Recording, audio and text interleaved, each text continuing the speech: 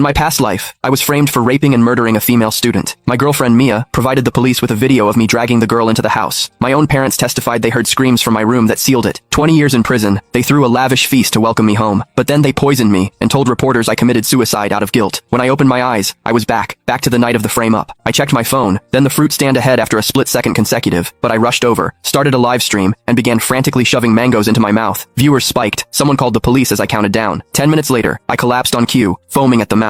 The moment I lost consciousness, the live chat went from mockery to alarm. Is he allergic? This isn't a joke. Swollen lips, trouble breathing, hives breaking out all over. That's anaphylactic shock. Somebody call 911. The wail of the ambulance siren was the sweetest sound I'd ever heard in the chaos. Unnoticed, I slipped a small paring knife from his stand into my pocket. If you don't let me keep streaming, I'm not going to the hospital, I screamed. Two of them moved to restrain me, but I didn't hesitate. I pulled the paring knife from my pocket, my eyes wild with resolve. You come any closer and I'll kill myself right here. The live chat erupted. Whoa, what the hell happened to this guy? He looks desperate. That, in his eyes, isn't an act. A police car screeched to a halt. The man who stepped out made my blood run cold. Detective Miller, he strode forward, his brow furrowed with a mixture of concern and authority. Son, he said, his voice firm but patient. Whatever's going on, we can solve it. Don't do something you can't take back. The familiar word sent a shiver down my spine. The live chat fell silent. In my past life, this was the man who had personally locked me away. The fruit stand owner rushed forward. Kid, I'll do it. I'll stream for you. Just please put the knife down. Every eye was on me, clutching the phone in one hand and the knife in the other. I spoke, my voice shaking. I don't trust anyone streamed this all the way to the hospital. The viewership had swelled to 20 million people. The owner nodded, taking the phone. I finally let them help me onto the stretcher and into the ambulance. Miller caught my gaze, a thought expression crossing his face. I thought of the girl, the one who had just started college. I dredged up the hazy memories of that night and beckoned him closer. With a finger, I leaned in and whispered a few words in his ear. Miller shot up so fast his head hit the roof of the ambulance. His face was a mask of grim seriousness. Are you telling me the truth? I nodded. Let's see how they frame me now. I lay in a hospital bed, the steady drip of the for a metronome marking the time. The chat was filled with comments of boring, just another Cloud Chaz epic fail. But I had what I needed, 20 million witnesses. Then I saw the time on my phone's lock screen, 8:31 p.m. The time was a recurring nightmare in the video. That's when it all began. I've got the girl through the door, started tearing at her clothes, spewing vile obscenities. If I'd had more time after being reborn, I wouldn't have resorted to such a desperate measure. The fruit stand owner who had stayed me looked increasingly grim. Kid, he said, trying to comfort me. Maybe they're just caught up with something. Don't overthink it. What do you want to eat? You can turn off the stream now, I told him late that night after the 4 was finished. I went home. The fruit stand owner had left in a hurry after a phone call, but not before I managed to stuff all the cash I had on me into his pocket. I opened the door. The apartment was clean and tidy, just like last time. Mia was in bed stirring as I entered. What took you so long? She murmured sleepily. You must be exhausted. She wrapped her arms around me. My body went rigid. I couldn't close my eyes. This was the woman whose video had cost me 20 years of my life. I leaned down and kissed her forehead, just like I always did, then went to the bathroom to shower. What now? Later, as her steady breathing filled the room, I took her phone under the cover of darkness. I slipped out and went to my best friend Leo's house. I burst in and handed him the phone. I used to back up everything on